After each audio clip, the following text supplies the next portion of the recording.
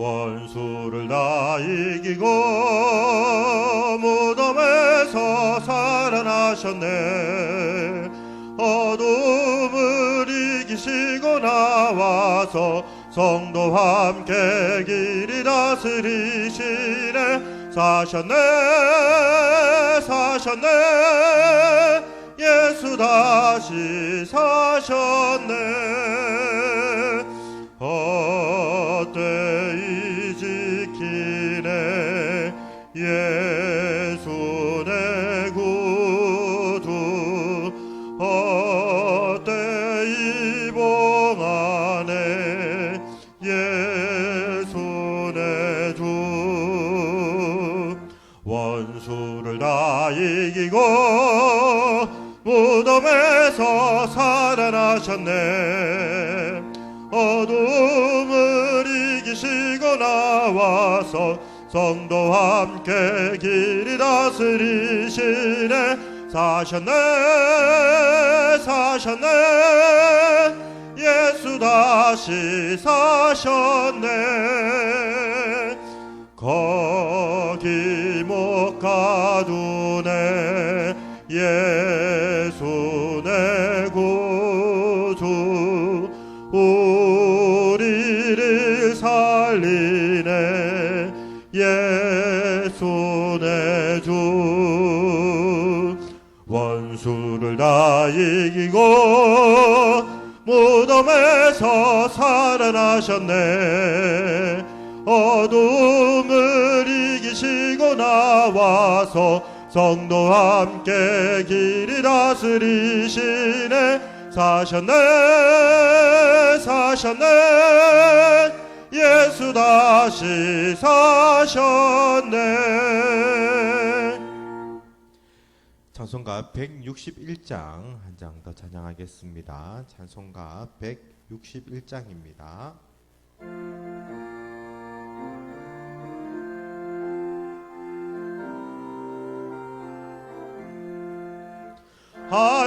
할렐루야 우리 예수 부활 승천하셨네. 세상 사람 찬양하니 천사와 답하도다. 구주 예수 부활하사 사망 권세 이겼네. 구주 예수 부활하사 사망 권세 이겼네. 할렐루야 우리 예수 왕의 왕이 되시고 우리들의 중보 되심 성령 증거하시네. 구주 예수 부활하사 처음 열매 되셨네. 구주 예수 부활하사 처음 열매 되셨네. 할렐루야 우리 예수 음과 티가 없도다. 무덤 속에 있는 죄인 주가 일으키시네. 구주 예수 부활하사 영광 주로 오시네. 구주 예수 부활하사 영광 주로 오시네. 아멘. 한 장 더 찬양하겠습니다. 찬송가 94장 한 장 더 찬양하겠습니다.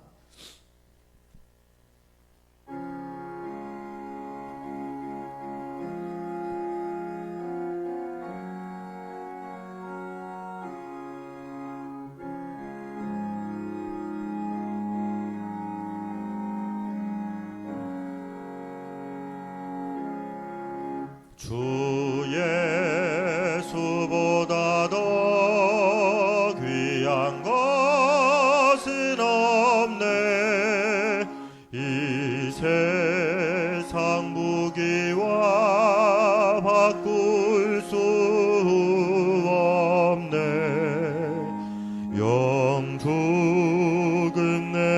대신 돌아가신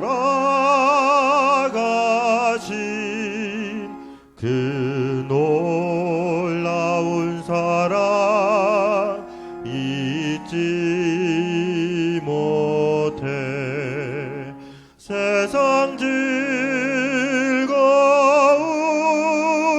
다 버리고 세상 자랑 다 버렸네.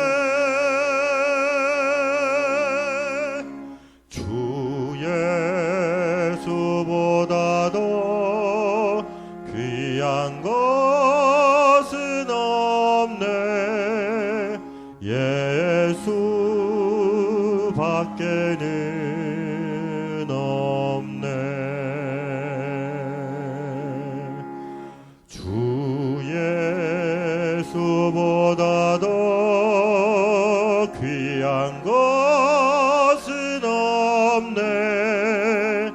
이 세상 명예와 바꿀 수 없네. 이전에 즐기던 세상 일도 주 사랑하는 맘 뺏지 못해 세상 즐거움 다 버리고 세상 자랑 다 버렸네. 주 예수보다도 귀한 것은 없네. 예수 밖에는 없네. 다 같이 일어나서 3절 찬양하겠습니다. 주 예수보다도 귀한 것은 없네. 이 세상 행복과 바꿀 수 없네. 유혹과 핍박이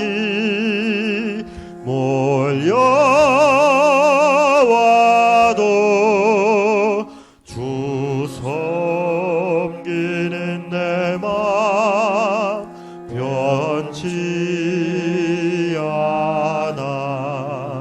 세상 즐거움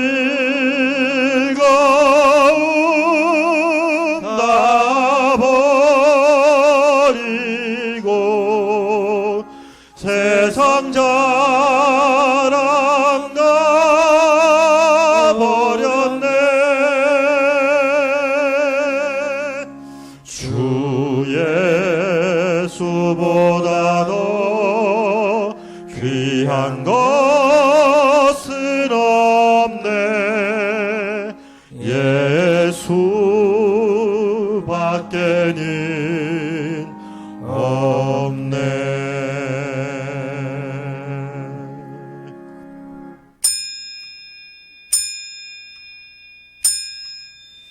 그리스도께서 죽은 자 가운데서 다시 살아나셨다 전파되었거늘 너희 중에서 어떤 사람들은 어찌하여 죽은 자 가운데서 부활이 없다 하느냐. 아멘.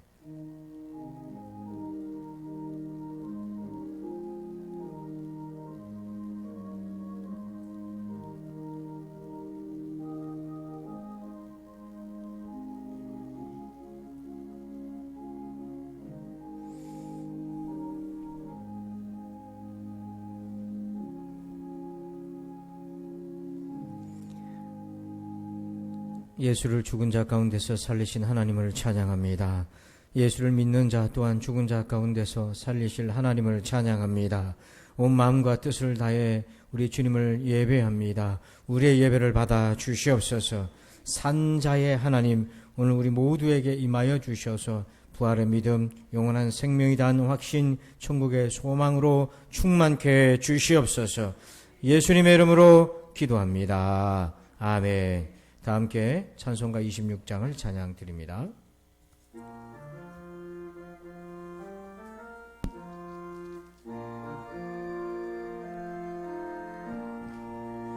구세주를 아는 이들 찬송하고 찬송하세. 맘과 뜻과 인다여 경배드리세. 주를 알지 못한 이들 주가 친히 인도하사 그의 피로 구속하니 찬송 부르세. 약한 사람 도움받아 시험 중에 참게 되니 모든 죄를 이기림을 믿음 뿐이라. 진리 대신 우리 주는 영원토록 변함없네. 성도들아 주를 믿어 길이 섬기세.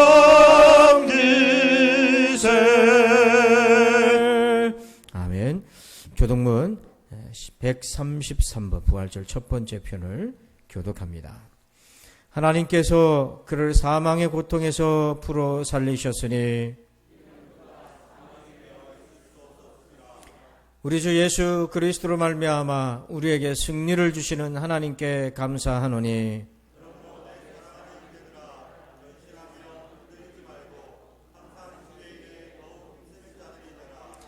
이 말을 할 때에 예수께서 친히 그들 가운데 서서 이르시되 너에게 평강이 있을지어다 하시니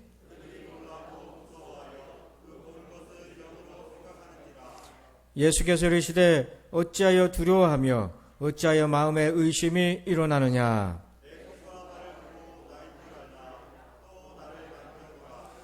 영은 살과 뼈가 없으되 너희 보는 바와 같이 나는 있느니라.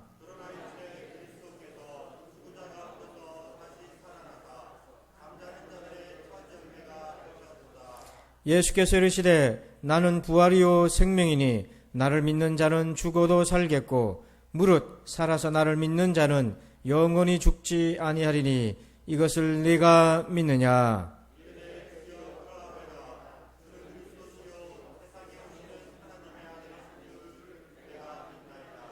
아멘. 나는 전능하신 아버지 하나님 천지의 창조주를 믿습니다. 나는 그의 유일하신 아들 우리 주 예수 그리스도를 믿습니다. 그는 성령으로 잉태되어 동정녀 마리아에게서 나시고 본디오 빌라도에게 고난을 받아 십자가에 못 박혀 죽으시고 장사된 지 사흘 만에 죽은 자 가운데서 다시 살아나셨으며 하늘에 오르시어 전능하신 아버지 하나님 우편에 앉아 계시다가 거기로부터 살아있는 자와 죽은 자를 심판하러 오십니다. 나는 성령을 믿으며 거룩한 공교회와 성도의 교제와 죄를 용서받는 것과 몸의 부활과 영생을 믿습니다. 아멘. 다 함께 자리에 앉으셔서 찬송가 165장을 찬송합니다.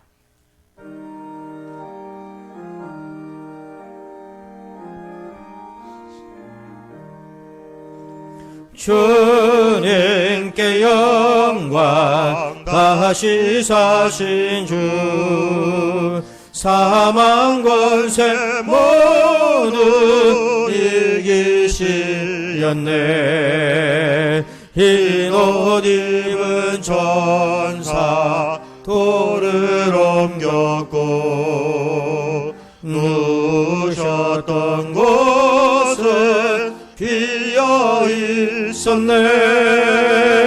주님께 영광 다시 사신 주 사망 권세 모두 이기시렸네. 이기셨네. 부활의 주님 나타나시사 두려움과 의심 물리치셨네. 주의 교회 기뻐 찬송하여라. 다시 사신 주님 죽음 이겼네. 주님께 영광. 다시 사신 주 사망 권세 모두 이기시었네. 생명의 임금 영광의 주님. 주님 없는 삶은 헛될 뿐이라. 주의 사랑으로 세상 이기고 요단 건너보냐 가게 하소서. 주님께 영광. 다시 사신 주 사망 권세 모두 이기시었네. 아멘. 이 시간에는 우리 다 함께 침묵으로 한 주간 동안 지은 죄를 회개하고 십자가의 은혜를 의지하며 성령으로 다시 그 죄를 범하지 않도록 도움을 구하는 기도 올립니다. 다 같이 기도합니다.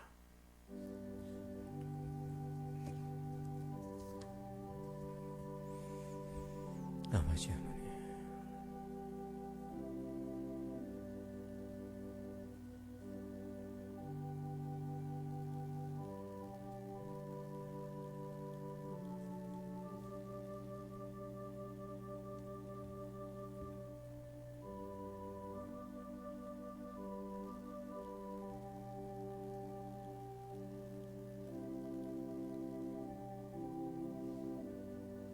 주님,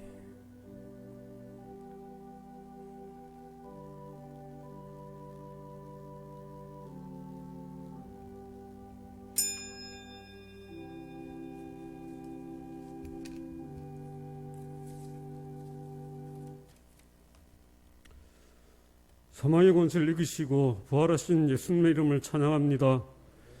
부활의 첫 열매가 되셔서 우리를 이끄시는 주님의 능력을 경배합니다. 오늘 이 시간 부활주일에 저희들을 부르시고 예배하게 하시니 감사합니다. 찬양과 경배의 영광을 돌리옵나이다. 우리 예배를 받아 주시옵소서. 아버지 하나님, 우리의 영생을 주시기 위해 땀이 땅에 떨어져 핏방울이 되기까지 기도하시고 끝까지 하나님 아버지께 순종하신 예수님을 바라봅니다. 아버지 하나님, 지난주 고난주간을 다시 한번 생각합니다. 십자가 고난 홀로 다 받으시고 죽으셨으며 다시 살아나사 우리에게 부활의 참된 소망을 주셨지만 저희들은 때로는 도마와 같이 의심하고 주님의 부활을 널리 증가하지 못하는 연약한 존재들입니다. 아직도 죄의 세력에서 완전히 끊어버리지 못하고 완전히 돌아서지 못한 저희들을 용서하여 주시옵소서. 아버지 하나님, 엠마오로 가는 제자들처럼 부활하신 주님의 말씀을 경청함으로 눈이 떠여져서 주님을 바라보게 하시며 뜨거워져서 옛사람을 벗어버리고 주님의 부활을 전할 수 있게 하여 주시옵소서. 아버지 하나님, 이 나라 백성들을 지켜주시옵소서. 이번 주간에는 시장을 선출하는 보궐선거가 있습니다. 하나님을 두려워하며 백성들의 어려움을 해결할 수 있는 시장이 선출되게 하여 주시옵소서.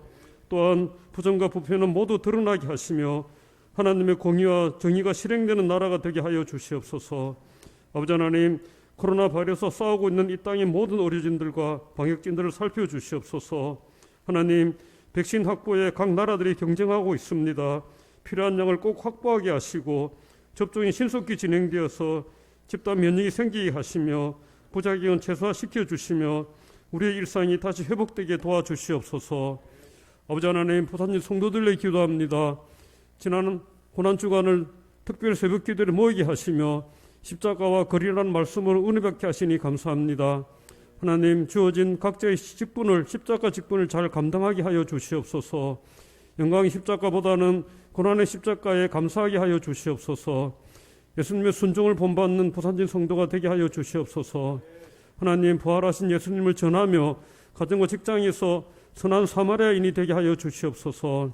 아버지 하나님, 질병의 고통 중에 있는 부산진 성도들에게는 예수님의 부활의 소망을 통하여 질병에서 이겨낼 수 있는 소망을 주시옵소서. 하나님, 요양병원에 입원 중인 성도들에게는 부활의 소망을 주시옵시며 가정 환경과 경제적인 어려움으로 힘들어하는 성도들에게는 믿는 자에게는 능치 못할 일이 없다는 소망을 주시며 기도하는 자리로 이끌어 주시옵소서.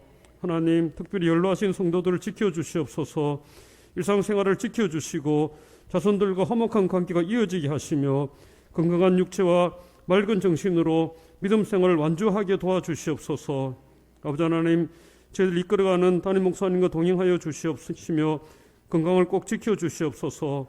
하나님, 예배와 말씀 준비와 기도와 신방할 때 피곤치 않게 도와주시옵시며 성령 충만한 말씀만 전하게 하여 주시옵소서. 하나님, 자녀들의 장래와 가정을 꼭 지켜주시옵소서. 아버지 하나님, 예배 함께 하시니 감사합니다. 지 예배자들은 가정과 예배당에서 예배할 때 신령과 진정으로 예배하게 하시며 예배의 모든 순서를 통해 하나님의 임재를 느끼게 하여 주시옵시며 말씀을 대언하는 시간에는 듣는 길을 꼭 주셔서 경청하게 하시며 듣는 말씀이 은혜가 되어서 다음 한 주간 가정과 일터에서 기억하며 생활하게 하여 주시옵소서. 하나님도 일터에서 부활하신 주님을 전하며 살아가게 하여 주시옵소서. 아버지 하나님, 코로나 바이러스가 다시 유행할 우려가 있다고 합니다. 저희 성도들을 지켜주시옵소서. 하나님, 출타 중인 성도와 군에 있는 청년을 기억하여 주시옵소서. 하나님, 예비일에 수고하시는 지휘자와 반주자와 안내 담당하시는 분 위로하여 주시옵시며 사탄의 무리가 이 예배에 침입하지 못하도록 도와주시옵소서. 이 모든 말씀을 오늘 부활하신 예수님의 이름으로 기도드리옵나이다. 아멘.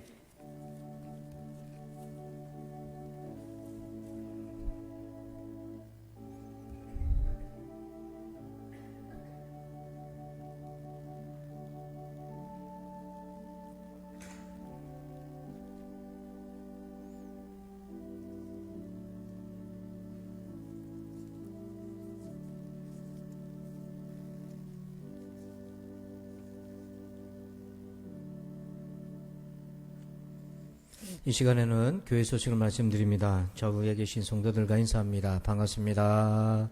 반갑습니다. 감사합니다. 오늘은 부활 주일로 지킵니다. 부활의 소망과 믿음을 주신 우리 주님을 찬양합니다.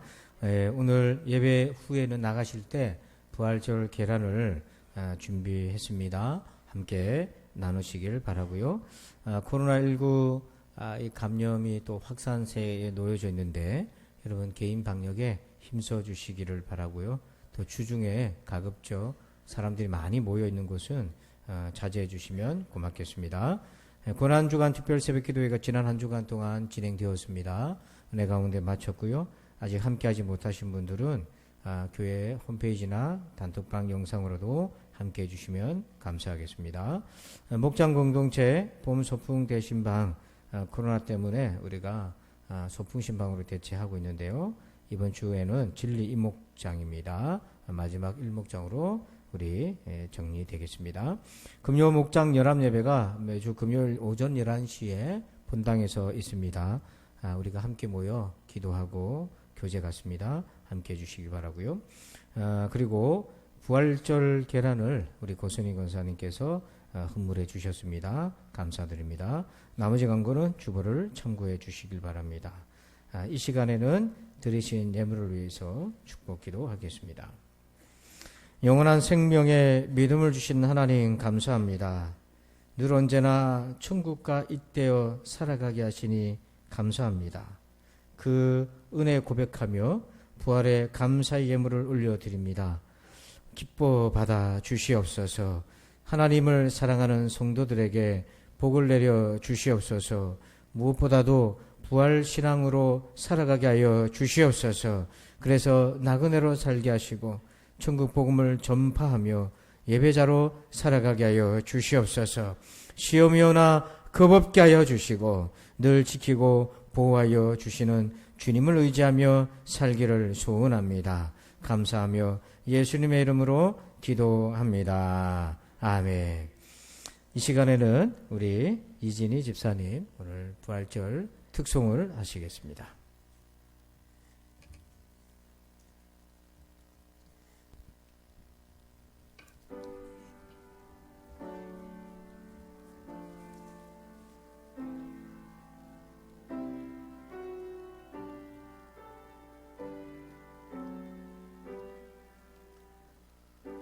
십자가 그 사랑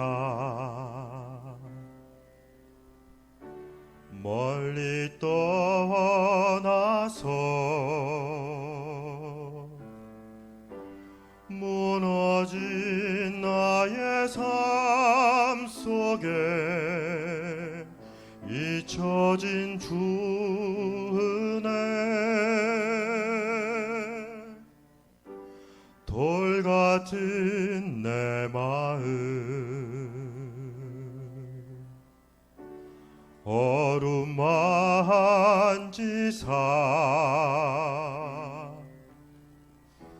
다시 일으켜 세우신 주를 사랑합니다.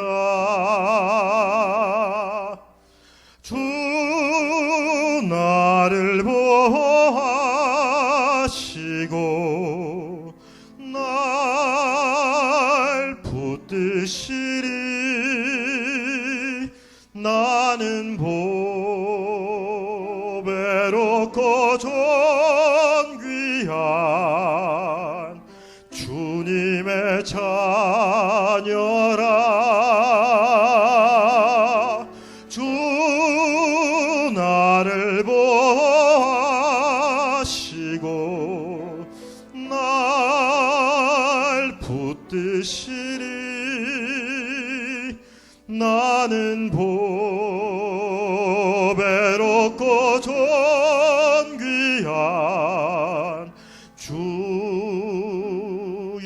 자녀라.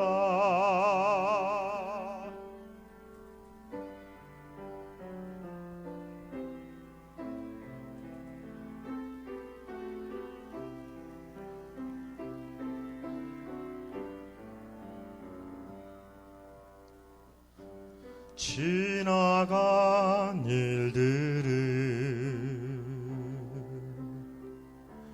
기억하지 않고 이전에 행한 모든 일 생각지 않으리. 사막의 강물과 길을 내시는 주 내 안에 새 일행하신 주만 바라보리라. 주 나를 보하시고 날 붙드시리 나는 보배롭고 존귀한 주님의 자녀라. 주 나를 보하시고 날 붙드시리 나는 보배롭고 존귀한 귀한 자녀라. 주 나를 보하시고 날 붙드시리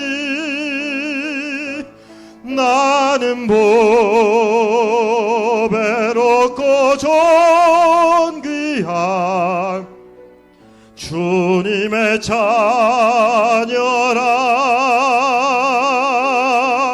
주 나를 보호하시고 날 붙드시리. 나는 보배롭고 존귀한 주의 자녀라. 보배롭고 존귀한 주의 자녀라.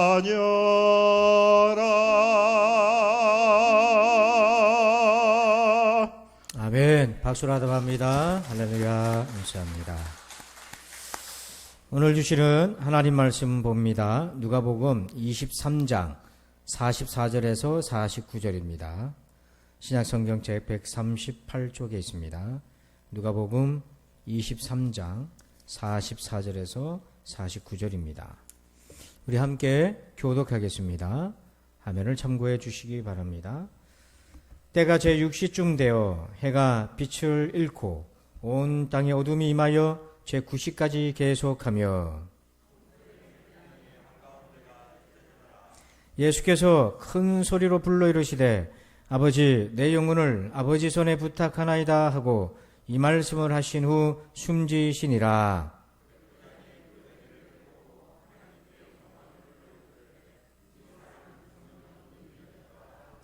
이를 구경하러 모인 무리도 그 된 일을 보고 다 가슴을 치며 돌아가고 예수를 아는 자들과 갈릴리로부터 따라온 여자들도 다 멀리 서서 이 일을 보니라. 아멘. 할렐루야. 오늘도 부활의 주님이 함께 하시기를 축원합니다. 오늘 십자가 사이에서 라는 주제를 마지막 5번째 시간 우리 제목을 같이 한번 읽어보실까요? 시작. 여러분 주기철 목사님이 평양에 감옥에 갇혔을 때입니다. 예수님을 믿는다는 이유로 옥에 갇혔는데 그 당시 공산주의자의 대표격이었던 주영아라고 하는 사람이 이 신문하는데 책임을 맡고 있었는데 그래도 한때는 서로 얼굴도 알고 또 목사님인 줄 아는지라 이렇게 물었습니다. 목사님은 어찌 그렇게 죽음을 두려워하지 않습니까? 왜냐하면 죽을 수 있는 상황이 돼버렸어요. 지금 목숨을 걸고 믿음을 지키고 있기 때문에 그런 거예요. 그럴 때 여러분들은 어떻게 대답하시겠습니까? 주기철 목사님은 이렇게 당당하게 대답했습니다. 우리 같이 한번 읽어봅시다. 같은 마음으로 시작. 우리 예수 믿는 사람은 죽어도 살고 영원히 죽지 않는다는 것을 믿소. 예수님은 십자가에서 죽으셨지만 사흘 만에 부활하셨소. 부활의 복음을 지닌 나에게 두려울 것은 아무것도 없어. 아멘. 여러분 신앙의 우리 기독교 신앙의 핵심은 부활입니다. 부활입니다. 만약에 내가 부활의 예수를 믿지 못하고 있다면 그 사람은 아직 그리스도인이 아닌 거예요. 그냥 그리스도인으로 되어가고 있는 과정에 있는 것이지 진짜 그리스도인이라 말할 수 없어요. 그래서 여러분 진정한 신앙은 이렇게 죽음 앞에서 다른 이야기를 써갈 수 있는 믿음이 있는가?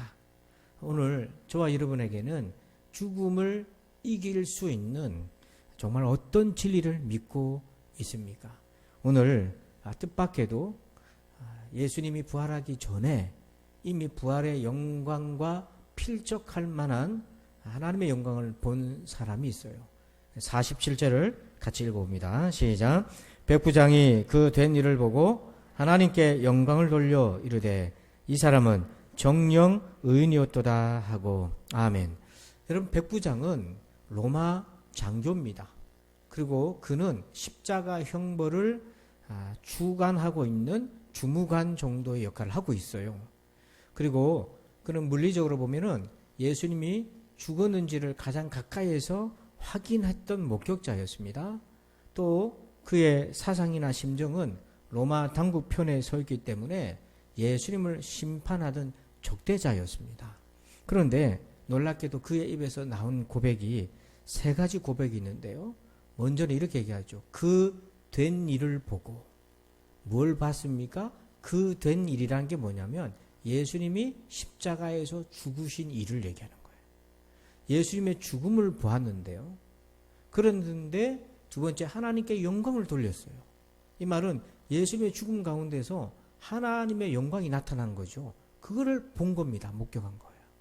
그리고 세 번째는 그 모든 과정에서 그가 인정했습니다. 이 사람은, 예수님은 정녕 무엇이었다고요? 의인이었다. 이 고백이 굉장히 중요한데 이 백부장 입에서 예수님의 죽음을 보고 그는 정녕 의인이었다라는 거는요, 그냥 예수님이 죄가 없는 억울한 죽음을 당하신다는 그런 뜻이 아닙니다. 예수님이 죽음에 이르기까지 크게 세 가지 주장과 사람들의 주장과 예수님의 고백 때문이었는데 그것이 거짓이 아니고 옳다라는 걸 인정한 거예요. 그 세 가지 주장이 무엇이었냐면, 첫째는 누가복음 22장 70절에 보면 다 이르되 그러면 네가 하나님의 아들이냐 대답하시되 너희들이 내가 그라고 말하고 있느니라.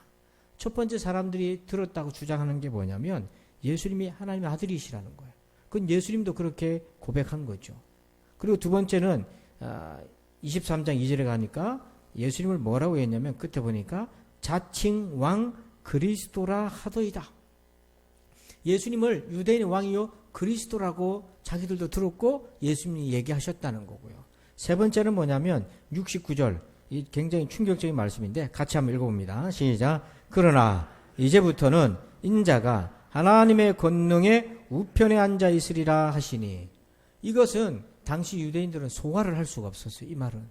그러면 저가 메시아 그리스도 하나님이시냐 이렇게 나온 거죠. 이 세 가지 주장 때문에 예수님이 십자가 형벌을 받게 되었는데 백부장이 뭐라고 얘기합니까? 그는 정녕 의인이었다. 이 말은 그가 했던 고백과 사람들이 들었다고 얘기했던 그 주장들이 옳다라는 것을 인정한 거예요. 참 신비로운 것은 부활하신 예수님을 만났으면 그렇게 인정할 수 있다고 이해는 되겠는데 지금은 부활하신 주님을 만난 것이 아니라 오직 예수님이 죽으시는 과정에서 백부장이 이 고백을 했다는 거예요. 그래서 그 고백의 내용을 보면 부활하신 예수님을 만난 것과 동일할 정도의 놀라운 고백을 한 겁니다. 그러면 오늘 여러분, 우리가 해마다 부활절이면 부활하신 이후에 예수님을 같이 나눴는데 오늘은 이 백부장이 도대체 예수님이 죽으시면서 뭘 받길래, 무엇을 받길래 그를 인정하고 부활의 신앙에 필적한 고백을 하게 되었을까? 그리고 우리도 어떻게 하면 그가 본 그 영광을 죽으시면서 볼 수 있을까? 그 은혜를 함께 나누고자 합니다. 세 가지 우리 꼭 들어야 될 메시지가 있어요. 첫 번째, 1번 제목 읽어봅시다. 시작. 어둠으로 증거하시다. 자, 44절 읽습니다. 때가 제6시쯤 되어 해가 빛을 잃고 온 땅이 어둠에 임하여 제9시까지 계속하며, 여기 6시부터 9시까지 사실은 햇볕이 가장 뚜렷할 시간인데 예수님이 죽으실 때에 어떤 현상이 일어났냐면 해가 빛을 잃고 온 땅에 어둠이 임했습니다. 자, 그런데 여기를 여러분 마음속으로 그림을 그려보십시오. 이게 뭐냐면 어둠이 임했다. 해가 빛을 잃어버렸다.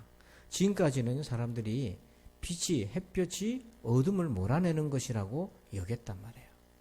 그랬는데 놀랍게도 그 해마저 빛을 잃어버렸어요.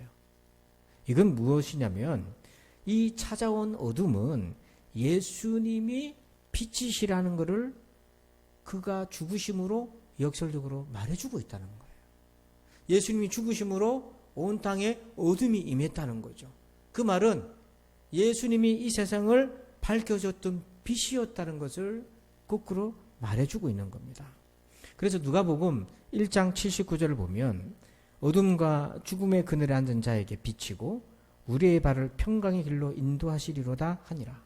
예수님이 오시면 어둠과 죽음의 그늘에, 죽음의 그늘이라는 것은 죽음을 두려워해가지고 죽음의 종노릇을 거기에 끌려다니는 그런 인생을 얘기하는 거예요.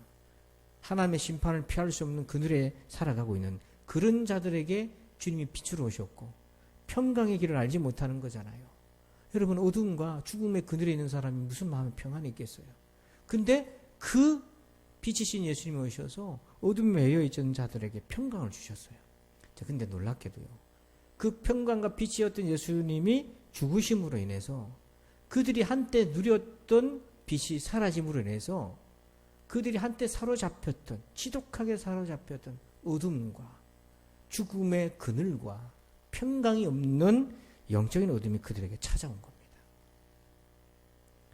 그러면서 어떤 걸 경험하냐면 예수님만이 참된 빛이었다는 것을 어둠을 통해서 깨닫게 되는 거예요. 누가복음 15장 18절에 보면 탕자가 이제 아버지와 하나님께 죄를 지었다고 각성하는 장면이 나옵니다. 내가 일어나 아버지께 가서 이르기를 아버지 내가 하늘과 아버지께 죄를 지었사오니. 여러분 탕자가 어떻게 해서 이런 각성을 하게 됐습니까? 도대체 그가 그렇게 아버지를 떠나서 하나님을 떠나서 방탕하게 살던 그가 왜 갑자기 이런 각성을 하게 되었나요? 그것은요 그의 인생에 어둠이 찾아왔기 때문이에요. 누가복음 15장 14절 보니 다 없앤 후 그 나라에 크게 흉년이 들어 그가 비로소 궁핍한지라. 여기에 보면 다 없앴다 이 말은 재산을 탕진했어요. 그런데도 아직 그는 어둠에 거하지 않았어요. 후반절에 보면 비로소 궁핍했다는 표현이 나와요. 그가 재산을 탕진했지만 쌓아놨던 인간관계를 통해서 그렇게 살아보려고 했지만 그 모든 것들이 다 끊어지고 그가 완전히 궁핍한 자리에 내몰리게 되었어요. 그가 어둠에 처하게 됐다는 거예요. 사실은 탕자는요 아버지를 떠나고 하나님을 떠날 때 처음은 그는 어둡다고 느끼지 않았어요. 왜요? 돈이 있었기 때문이에요. 재산이 있었기 때문에. 그것은 그에게 빛이었어요. 이게 뭐냐면 유사빛, 거짓 빛이었다는 거예요. 근데 그것이 있을 동안에는 불편함이 없이 하나님을 떠났어도 초반에는 죄책감이 있을지라도 시간이 지나면서 쓰는 재미, 사는 재미, 마음껏 살아가는 재미로 잊어버리고 살았어요. 근데 어느 날 그의 모든 것들을 다 잃어버리고 나니까 그에게 진짜 어둠이 찾아온 거예요. 그때 깨닫는 거죠. 자기가 한때 빛이었다고 생각했던 그 모든 물질적인 것이 빛이 아니었더라는 거예요. 그러면서 그는 정말 어둠 가운데 처하게 되면서 스스로의 노력으로 그 어둠을 벗어날 수가 없다고 생각이 들 때에 누구를 떠올리기 시작했냐면 하나님 아버지. 그의 칠흑 같은 어둠에서 빛으로 보이기 시작한 분이 있었는데 바로 하나님과 그의 아버지가 빛으로 보이기 시작하는 거예요. 그래서 여러분 하나님은 우리를 자기에게로 이끄시기 위해서 때로는 어둠으로 내모실 때가 있어요. 시편 105편 28절을 읽어봅시다. 시작. 여호와께서 흑암을 보내사 그곳을 어둡게 하셨으나 그들은 그의 말씀을 지키지 아니하였도다. 아멘. 하나님이 자기 백성들을 돌이키기 위해서 쓰신 방법 중에 하나가 흑암을 보냈다고 돼 있어요. 그러면 저들이 깨닫고 돌아오지 않겠나. 그 가운데 돌아온 자도 있고 돌아오지 않은 자도 있는데요. 여러분 여기서 주목할 부분은 흑암을 보냈다고 얘기되어 있잖아요. 이것은 흑암을 마치 사람처럼 보낸 것처럼 의인화시킨 거예요. 여기서 보내다는 것은요. 자연현상이 아니라는 거예요. 마치 하나님이 누군가를 보낸 것처럼 그렇게 흑암을 그 인생에 보냈다는 거예요. 그래서 이 보내다는 히브리어에 같은 단어가 쓰여진 구절이 하나 있어요. 이사야 6장 8절 우리가 잘 아는 말씀인데 함께 읽어봅시다. 시작. 내가 또 주의 목소리를 들으니 주께서 이르시되 내가 누구를 보내며 누가 우리를 위하여 갈구 하시니 그때 내가 이르되 내가 여기 있나이다 나를 보내소서 하였더니 이사야가 하나님의 탄식을 듣고 내가 가겠습니다 한 장면인데 그 끝에 보면 나를 보내소서 하잖아요. 여기 보내다는 말이 흑암을 보냈다는 것과 같은 단어인 거예요. 그러니까 하나님은 흑암을 자기의 선지자처럼 자기의 메신저처럼 보내셔서 그 인생에 흑암이 왔을 때 거짓빛에 속지 않고 유사빛에 속지 않고 진짜 빛이신 하나님을 보고 돌아오게 하기 위한 목적으로 우리 인생에 흑암을 보내실 때가 있습니다. 여러분, 여러분의 인생 가운데 어둠이 지금 찾아오신 분이 있나요? 또 과거에 그런 일이 있습니까? 앞으로도 그럴 수도 있는데 어떤 분은 죄로 인해서 어둠이 올 수도 있고 어떤 경우는 죄와는 무관하게 또 우리의 연단을 위해서 올 때도 있고, 어떨 때는 인생이라는 그 살아가는 삶 속에서 불가피하게 당하고 마주치는 알 수 없는 어둠이 찾아올 때가 있어요.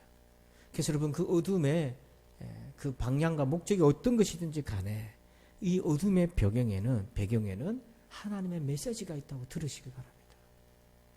그 어둠을 통해서 빛이신 예수님을 향해서 나오게 하시는 거예요. 그래서 백부장이 예수님이 죽어가시는 그 과정에서 갑자기 어둠이 임했을 때, 그는 비로소 자기의 삶을 지탱해줬던 빛은 저 태양빛이 아니라 바로 예수 그리스도라는 역설적인 은혜를 깨닫게 된 거죠. 여러분, 어둠 가운데 빛이신 주님을 만나시기를 축원합니다. 두 번째로 백부장은 무엇을 봤습니까? 2번 제목을 봅니다. 시작. 새 길로 증거하시다. 백부장은 두 번째 뭘 봤냐면 새로운 길을 봤어요. 누가복음 23장 45절을 보니까 예수님이 죽으실 때, 운명하실 때 어떤 일이 일어났냐면 성소의 휘장이 한가운데가 찢어지더라. 여러분, 성소의 휘장은 무엇입니까? 사진을 보면 이렇습니다. 모세에게 주신 성막의 텐트형 성전의 모형인데요. 바깥에는 이렇게 벽이 쳐져 있고 그 안에 이렇게 화살표를 보면 성소 안에 두 가지 구역으로 나눠져 있어요. 그래서 화살표가 있는 지역이 그 보이는 부분이 휘장입니다. 우리 같은 커튼인 거예요. 휘장으로 가려놨는데 그 안에가 법궤가 있는 곳이에요. 하나님 계신 지성소라고 얘기해요. 가장 거룩한 곳. 이곳은 누구도 들어가면 안 돼요. 대제사장도 마음대로 못 들어갑니다. 대속죄일에 들어갑니다. 그것도 정결례식을 다 마치고 목숨을 걸고 정결례식을 행했지만 거룩하신 하나님 앞에 섰을 때 하나님이 보실 때 합당하지 않다 그러면 대제사장이 그 자리에서 즉사할 수 있어요. 목숨을 걸고 들어가는 거예요. 그런데 그 앞에는 성소입니다. 떡을 올리는 떡상과 향을 피워서 하나님께 영화롭게 하는 향단과 촛대가 거기 놓여져 있어요. 자, 거기는 제사장들이 출입하면서 떡을 매일같이 놓고 향을 교체하고 촛대도 바꾸고 청소도 하고 그런 공간이, 그 앞에는 이제 제단이 이제 이렇게 나와 있는 거예요. 그래서 이 휘장은 성소와 지성소를 구별하는 것인데 출애굽기 26장 33절에 그 의미를 이렇게 얘기합니다. 우리 같이 읽을까요? 그 휘장을 갈고리 아래에 늘어뜨린 후에 증거궤를 그 휘장 안에 들여놓으라. 그 휘장이 너희를 위하여 성소와 지성소를 구분하리라. 아멘. 이 휘장은 두 가지 큰 목적이 하나 있는데 우리를 위해 했다는 거예요. 이게 무슨 말이냐면 우리가 잘못된 호기심이 발동해가지고 법궤가 어떻게 생겼지? 하나님 진짜 그 안에 계시나? 막 들어가서 그렇게 함께 한다면, 훼손한다면 죽을 수 있는 거잖아요. 여러분, 우리같이 타락한 우리 같은 존재가 거룩한 하나님 앞에 그냥 어떻게 설 수 있습니까? 그래서 하나님은 우리를 위하여서 보호하시기 위해서 휘장을 가려놓은 거예요. 또 하나, 성소와 지성소를 구분하셨는데 이게 뭐냐면 죄인인 우리와 거룩한 하나님 사이에 구별이 되어 있어요.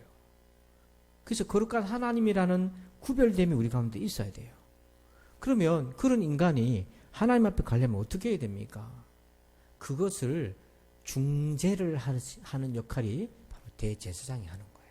중재를 해주는 거예요.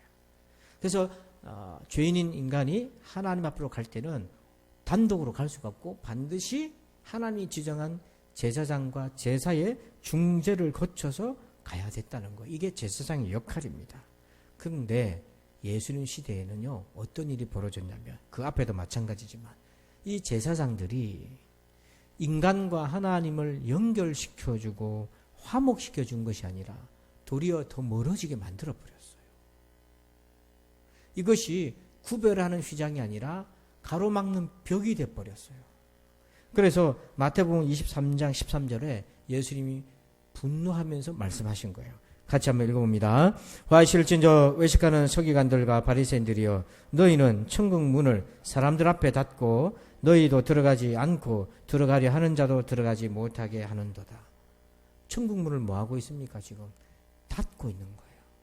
자기들도 안 들어가고 들어가려는 사람도 못 들어가게 막아요. 천국 문을 닫았다는 것은 반대로 지옥 문을 열어놓고 그 길로 사람들을 인도하고 있다는 거예요. 이게 얼마나 두려운 말씀입니까?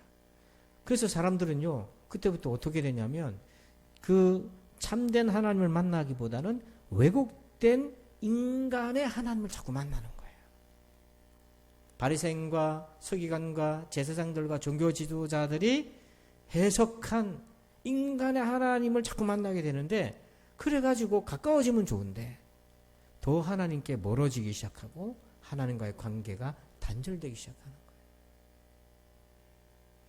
그런데 하나님은 그 문제를 해결하시기 위해서 어떻게 하셨냐면 하나님 아들 예수님을 직접 보내셨어요. 그리고 예수님이 죽으실 때에 어떤 초자연적 현상이 일어났냐면 성소에 있는 휘장이 위에서부터 아래로 가운데부터 쫙 찢어졌어요.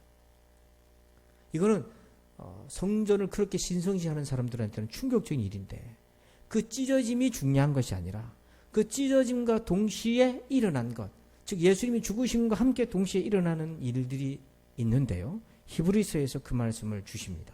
히브리서 10장 20절이에요. 시작. 그 길은 우리를 위하여 휘장 가운데로 열어놓으신 새로운 살 길이요 휘장은 그의 육체니라. 아멘. 그 휘장이 찢어짐과 동시에 새로운 휘장, 새로운 길이 열렸는데, 거기 말씀 보니까 그 길은 우리를 위하여 휘장 가운데로 열어놓으신, 그 다음에 뭐라고 되어 있습니까? 새로운 살 길이다. 그 새로운 살 길이 누구십니까? 예수님인 거예요. 그래서 우리가 이제부터는 하나님을 어떻게 만나냐면 예수님을 본 자는 하나님을 본 거예요. 예수님을 믿는 자는 하나님을 믿는 자인 거예요. 천국 복음을 예수님이 계시해 주셨어요. 예수님을 통해서 말씀을 보는 겁니다. 그래서 누구든지 예수님을 믿으면 구원받는다는 것이 바로 여기에 있어요. 그래서 저도 제일 두려운 게 뭐냐면, 제가 여러분들을 하나님과 가급적 가까이 가도록 만들어주는 중개 역할을 잘 해야 되는데 예수님의 말씀을 훼손시키면 안 되는 거예요. 또 우리 각자가 가정에서 부모로서 자녀들에게 신앙을 전수할 때도 똑같은 거예요. 여러분의 신앙을 전수하지 말고 예수님을 전수해 주시기 바랍니다. 그걸 잘 깨달으셔야 돼요. 내 믿음을 전수하지 말고 예수를 물려주시기 바랍니다. 내 믿음 물려주면 큰일 납니다. 여러분, 아무리 뛰어난 믿음이 있는 사람이라 할지라도 흠결투성이에요. 내 믿음이 아니라 하나님의 아들 예수 그리스도를 전해줘야 되는 거죠. 그래서 여러분, 이것이 새로운 살 길이라는 것을 어떻게 우리가 알게 되었습니까? 이거는요, 사후성이라고 하는데, 그게 뭐냐면 믿고 난 이후에 알게 되는 거예요. 그래서 여러분, 우리가 이것이 예수님이 새로운 살 길이라는 거 어떻게 됐습니까? 여러분, 저와 여러분이 천국에 있고 그 천국을 가는 진리를 어떻게 알게 됩니까? 우리가 무슨 도 닦아가지고 깨닫는 게 아니에요. 복음을 듣고 믿어서 구원받은 거예요. 근데 듣고 믿어서 구원받는 것에 증거가 우리 안에 있잖아요. 그 증거가 무엇입니까? 십자가에서의 죄사함의 은혜인 거예요. 이 죄사함의 은혜는 제가 거듭 얘기하지만 예수님이 비유로 또는 예로 드셨는데, 그게 뭐냐면 병에 걸렸던 사람이 그 병에서 고침받을 때의 자유함, 또 빛에 눌려가지고 그 빛에, 산더미의 빛에, 갚을 수 없는 빛에 눌려서 잠 못 이루던 그 사람이 어느 날 빛에서 벗어나고 탕감받을 때 그 기쁨. 여러분, 사실은 사람이요, 참 간사한 것이요, 빚을 졌지만 내가 돈 벌어 내 돈 가지고 갚을 때에 아깝습니까? 안 아깝습니까? 솔직히 얘기해 보이소. 아깝더라고요. 웃기잖아요. 자기가 자기 돈으로 갚는데 왜 아깝습니까? 근데도 아까워하는 게 우리 인간이에요. 그래서 좀 덜 주고 싶은 거야. 그게 뭐냐면 내 행위로 구원받으려면요, 내가 아직 살아있는 거예요. 내가 주장이 되는 거예요. 근데 놀랍게도 탕감을 받는 거예요, 우리가. 그런 빚에서부터 자유할 때 그 사람의 그 기쁨을 한번 생각해 보십시오. 물론 죄사함의 기쁨을 그것과 견줄 수는 없는데, 죄사함의 경험이 없는 사람에게 알아듣도록 하려고 하니까, 조금 근접하게 하려니까 병이 낫는 자유함, 빚에서 자유되는 그 자유함, 그 자유함을 누리게 되고요. 또 노예들 같은 경우는 속박되어 있잖아요. 그 속박된 온갖 인권과 유린과 모욕 속에서 자유하게 되는 그 기쁨에서 나오는 그것으로 견준다면 여러분이 죄사함의 기쁨은 그걸 능가하는 거잖아요. 그리고 성령님이 내 안에 계셔가지고 그 성령 하나님으로 충만하고 담대해지게 되고 그리고 눈에는 안 보이지만 주님이 나와 함께 계심을 확증할 수 있는 거고 그래서 제가 이 예화를 지금 이번 주에 3번이나 했는데 한 번 더 하려고 그래요. 못 들은 분이 있어서. 여러분 케네스 배 선교사님이 735일 동안 북한에 억류됐습니다. 미국 시민권자예요. 그런데 나이가 제가 보니까 저하고 동갑이더라고요. 그래서 68년생이더라고요. 또 심지어 8월 달이더라고요. 그래가지고 제가 더 교감이 되고 공항에서 제가 우연히 만났어요. 전화번호까지 받은 적이 있어요. 그랬는데 이분이 북한 보위부에 끌려가서 취조를 하는데 3일간 세워놓고 잠도 안 재우고 취조를 한 겁니다. 근데 3일째 되는 날에 얼마나 힘들겠어요, 여러분 서서. 근데 그렇게 힘없는데 손에 왼손인가요? 거기에 빛이 이렇게 보이면서 손바닥이 따뜻해지더래요. 근데 이 온기가 손을 타고 어깨로 쭉 올라가는데 그때 음성이 들리는데요. 성령께서 음성이 들리는데 두려워하지 말라. 이 일로 인해서 상하는 사람 없다. 내가 너를 위해 할 일이 있기 때문에 인도한 것이고 너는 담대하라. 두려워하지 말라. 그러면서 이렇게 얘기하신 거예요. 네 발 옆에 내가 서 있다. 그렇게 얘기한 거예요. 그러니까 그 순간 이 선교사님이 그 두려움에서 자유하고 너무 기쁜 거예요. 그걸 CCTV로 보고 있었던 거예요. 보위부원들이. 근데 서서 웃고 앉아있어요. 웃고 서 있으니까. 웃고 앉아있는 게 아니라 웃고 서 있으니까 그 사람들 볼 때는 어떻게 비춰졌겠어 그게. 그래서 보위부들이 야 저 사람 저래 갖고 안 되겠다. 저 그냥 앉히라. 저러다 정신 나가겠다. 그래가 나와서 앉혀준 거예요. 여러분 우리가 다 케네스 배 선교사와 같은 체험을 할 수가 없잖아요. 그러려면 여러분 북한 가셔야 돼. 끌려가셔야 돼. 그러고 싶어요? 근데 왜 하나님이 그런 사람들 통해서 알려주십니까? 내가 그런 체험의 자리에 없다 하더라도 내 곁에 내 손이 지금 안 따뜻하더라도 제 손은요 늘 뜨거워요. 와서 만져보세요. 늘 주님이 계시다는 걸 믿으시길 바랍니다. 그게 간증하는 이유가 그건 거예요. 저 사람 저렇게 만나서 좋겠다. 아이고 나는 그게 아니고 나는 그런 현장이 없었어도 나는 그런 체험이 없다 하더라도 그 하나님이 나의 하나님이시라는 거예요. 그래서 날마다 여러분 기도 응답받으며 하나님 나와 함께 가심을 경험하는 거예요. 그래서 히브리서 10장 19절에 이렇게 얘기합니다. 우리 함께 고백합시다. 그러므로 형제들아 우리가 예수의 피로 힘입어 성소에 들어갈 담력을 얻었나니 아멘. 아멘. 이제는요 제사장 안 거쳐도 돼요. 또 이거 오해해가지고 목사 필요 없다 이렇게 나서지 말고요. 그런 말이 아니잖아요. 예수님의 그 십자가 은혜를 힘입어서 하나님 앞에 섰을 때 거룩하신 하나님을 찾을 때 하나님이 나를 외면하지 않고 만나주신다는 거잖아요. 그런 믿음의 담력이라는 게 어떤 의미가 있냐면 두 가지가 있는데 하나는 확신이라는 의미가 있고 하나는 자유라는 것이 있어요. 그러니까 마음껏 하나님 앞에 갈 수가 있고 마음껏 하나님 앞에 가면 주님이 만나주신다는 거예요. 누구 때문에? 예수 피를 힘입어. 그전에는 제사장의 도움 받아야 되고 휘장을 걷어내야 되고 그런 여러 가지 예식을 거쳤지만 이제는 그런 제사 안 지내도 돼요. 여러분 예수 믿으면 되는 것입니다. 그것을 백부장이 보고는 새로운 길이 열리는 걸 보고는 하나님의 영광을 보게 된 거예요. 마지막 세 번째는요. 3번 제목을 봅시다. 시작. 믿음으로 증거하시다. 자, 46절이 있습니다. 예수께서 큰 소리로 불러 이르시되 아버지 내 영혼을 아버지 손에 부탁하나이다 하고 이 말씀을 하신 후 숨지시니라. 아멘. 여러분 그 믿음은요. 예수님이 십자가에 달리실 때 다 도망가고 패배했다고 그랬는데 가장 예수님의 믿음이 확고하게 나타나는 것이 바로 운명의 순간 마지막 기도에서 나타났어요. 여러분 이건 역설적으로 우리가 지금까지 믿음 생활을 어떻게 해왔는가를 언제 알 수 있냐면 죽음의 문턱 앞에 섰을 때예요. 그거는요 우리가 꾸며낼 수가 없어요. 내가 지금 죽어가고 있다는 걸 아는데 내게 진짜 믿음의 확신이 없는데 천국이 있다. 꾸며낼 수가 없어요. 그럼 그건 자기를 속일 수가 없어요. 왜냐하면 꾸며낸들 죽음에 대한 두려움이 더 크기 때문에 꾸며낸 종이 조각 같은 믿음의 집은 부셔지게 돼 있어요. 모래 위에 쌓은 집은 무너지게 돼 있는 거예요.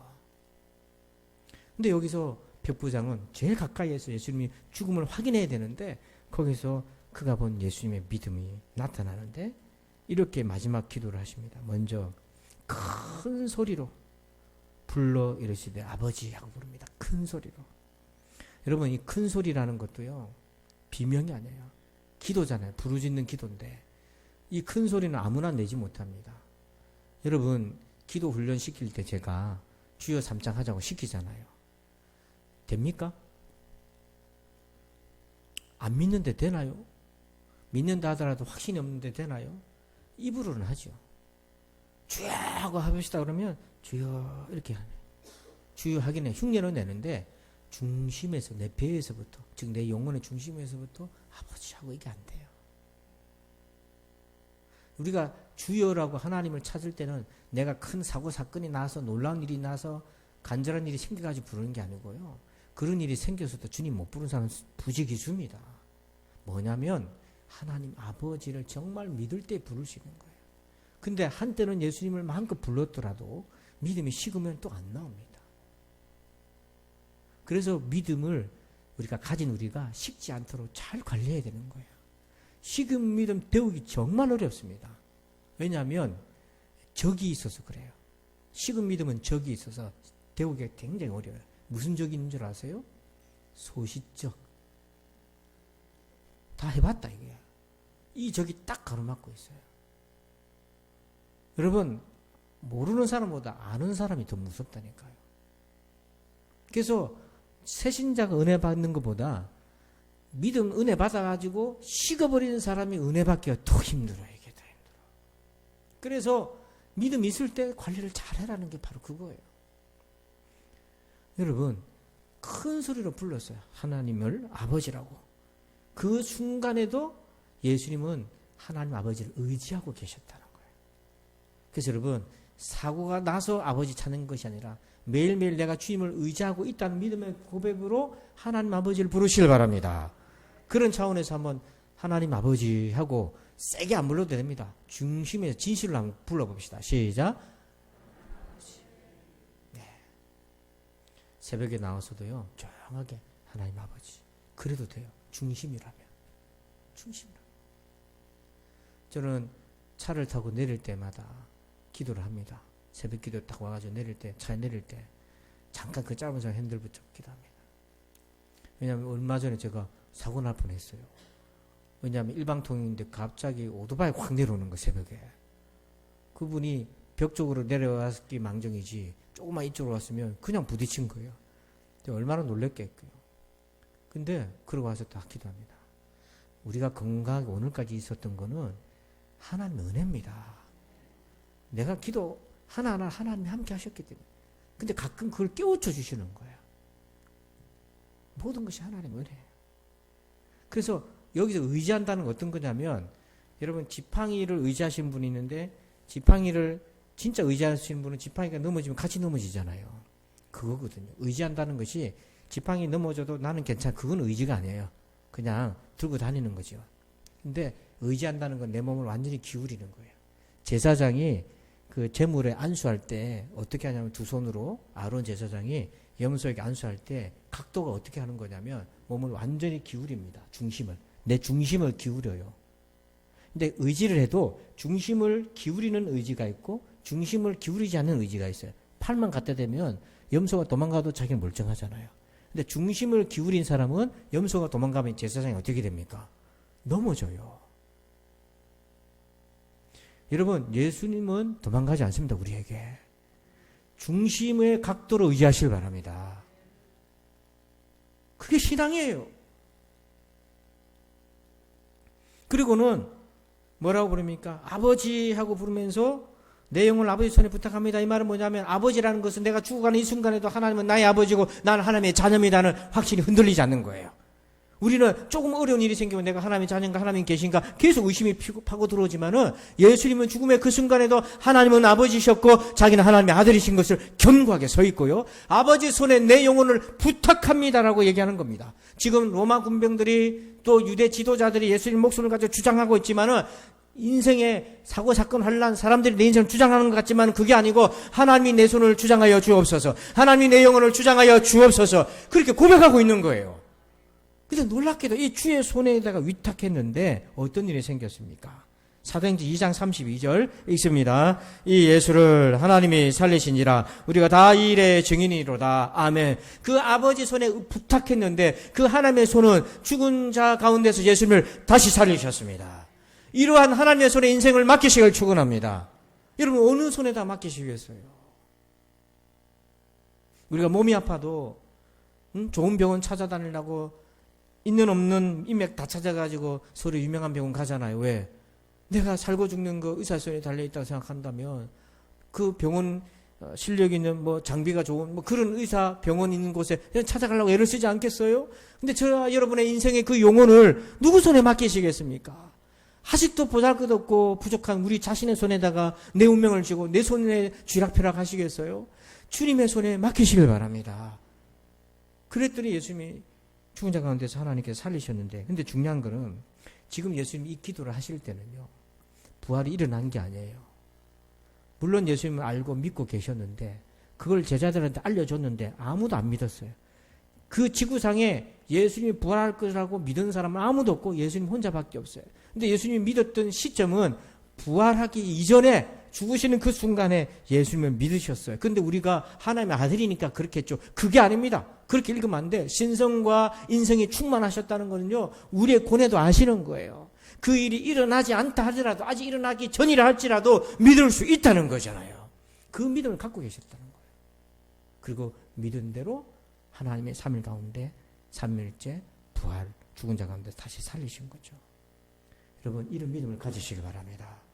이런 믿음의 도전을 보세요. 제가 이렇게 목회하면 제일 안타까운 장면을 볼 때가 이런 겁니다. 성도들이요, 어떤 일이 생겼어요. 자극이 생겼고 반응을 합니다. 그런데 반응을 인간적으로 자꾸 반응을 하는 거예요.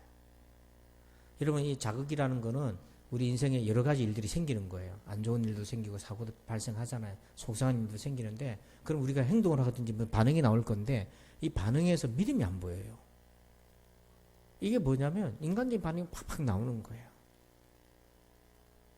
그래서 내가 정말 믿음이 있는 사람인가는 어떤 자극이 주어졌을 때 나오는 내 반응을 보면서 내 믿음을 확인할 수 있는 거예요. 근데 대부분은요, 반사적으로 나와요. 자동적으로 반응이 나오는데, 그게 뭡니까? 내 안에 아직 훈련되지 않고 믿음을 다듬어지지 않은 것들이 막 튀어나오는 거예요. 그렇게 보면 조금 낙심이 될 때가 있어요. 그런데 예수님은 어떻게 하셨는가? 예수님의 모델을 보면 이것입니다. 예수님은 자극이 있어요. 지금 십자가에서 고난과 죽으시는데 반응이 있잖아요. 그 반응이 뭡니까? 큰 소리로 아버지요, 내 영혼을 아버지 손에 부탁하나이다 하고 믿음의 반응을 보이셨는데, 그 사이에 자극과 반응 사이에 무엇이 있었냐면 믿음이라는 공간이 만들어져 있는 거예요. 이게 믿음이 깨어있는 사람이 하는 거예요. 가장 믿음을 잃어버리기 쉬운 순간에 가장 선명하게 믿음이 깨어있는 걸 주님이 직접 우리에게 모범으로 보여주시고 계신 거예요. 여러분, 우리가 이렇게 믿음 생활하기를 축원합니다. 어떤 일이 생겨도 바로 인간적으로 반응하지 말고, 어떤 일이 생겨도 여러분 마음 가운데 믿음을 붙잡아서 믿음의 공간을 만들고 하나님을 찾으면서 내가 하나님 어떻게 하면 좋을까요? 하고 믿음의 반응을 나타낼 때에 하나님이 우리 인생에 생기는 많은 자극들과 사고 사건을 통해서 우리를 연단하시고 더 깊게 만들어 주시는 거잖아요. 그것이 없으면은 우리는 바람 부는 대로 넘어지고 마는 거죠. 그래서 로마서 8장 11절 같이 읽습니다. 예수를 죽은 자 가운데서 살리신 이의 영이 너희 안에 거하시면 그리스도 예수를 죽은 자 가운데서 살리신 이가 너희 안에 거하시는 그의 영으로 말미암아 너희 죽을 몸도 살리시리라. 아멘. 11절 끝에 보면 부활의 확신에 대해서 나오는데, 여러분 잘 보세요. 너희 죽을 몸도 살리시리라. 이 부활의 확신이잖아요. 근데 무엇으로 말미암아 이 확신을 갖는다고 되어 있습니까? 그 앞에 보니까 너희 안에 거하시는 뭐라고 되어 있어요? 그의 영은 뭐냐? 성령이잖아요. 그의 영은 하나님의 영이잖아요. 근데 왜 성령 그러면 되는데 그의 영이라고 했나고?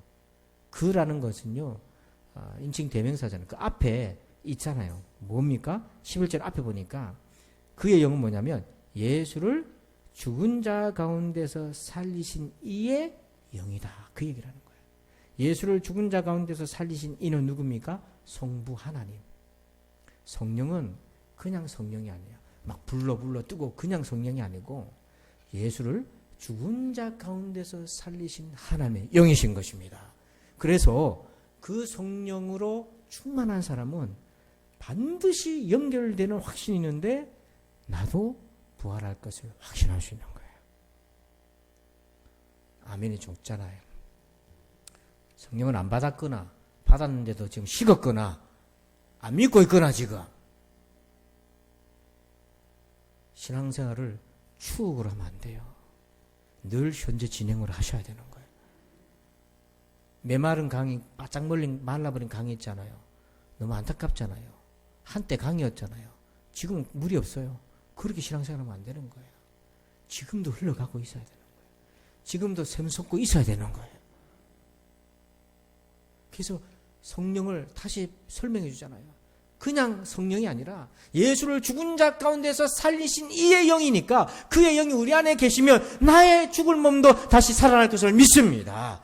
이 확신을 하게 되는 거예요. 그래서 제가 운명직결에 있는 어떤 분들을 보면 성령 충만한 분이 있어요.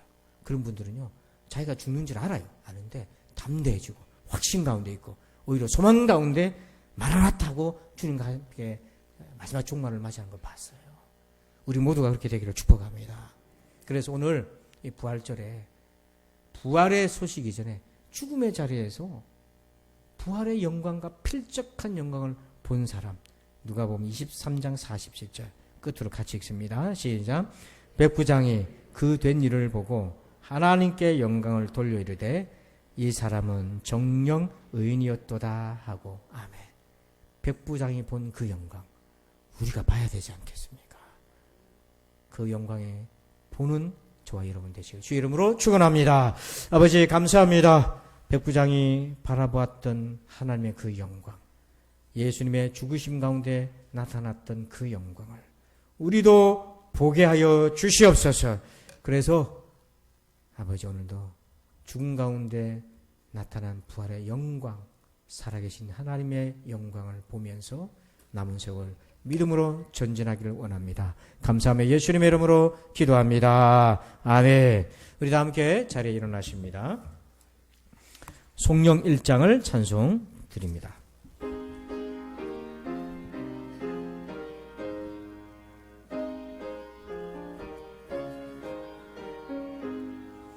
만복의 근원 하나님 온 백성 찬송 드리고 저 천사여 찬송하세 찬송 성부 성자 성령 아멘.